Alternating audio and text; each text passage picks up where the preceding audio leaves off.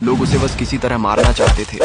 ये बदरिया जो कभी किसी का समोसा तो कभी किसी की रोटी चुरा लेती थी, क्योंकि उसके भूखे बच्चे उसका इंतजार करते थे। एक दिन बदरिया किसी के घर से संतरा चुरा लेती है।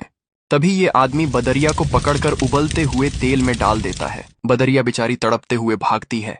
इधर बदरिया का पति किसी की परवाह नहीं करता था। बदरिया जो चुरा कर लाती वो खा लेता और बस दिन भर सिगरेट पीता रहता था। लेकिन आज बदरिया कुछ चुरा नहीं पाई, तो बदरिया का पति उसको बुरी तरह मारता है और फिर खौलता हुआ गर्म पानी डाल देता है। बदरिया बेचारी बिलबिला जाती है। इधर बच्चे ये सब देखकर बहुत रो रहे थे, तो बदरिया बच्चों को अपनी छाती से लगाकर सुला देती है और फिर वह रात भर रोती है, क्योंकि उसके बच्चे आज भूखे सो गए। और सुबह होते ही बदरिया फिर खाना लेने जाती है। तभी उसका सिगरेटबाज पति उसके एक बच्चा को बाजार ले जाकर मांस की दुकान पर बेच देता है। इधर जब बदरिया घर आती है तो एक बच्चा कम देखकर घबरा जाती है। बच्चे रोते हुए माँ को सब बता देते हैं। माँ दौड़ते हुए मांस की दुकान पर आती है, लेकिन बच्चा अब नहीं था।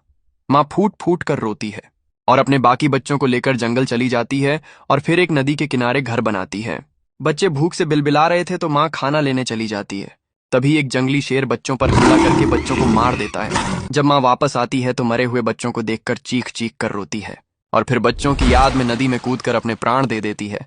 लेकिन आपने फिर भी इस माँ के लिए लाइक और सब्सक्राइब नहीं किया।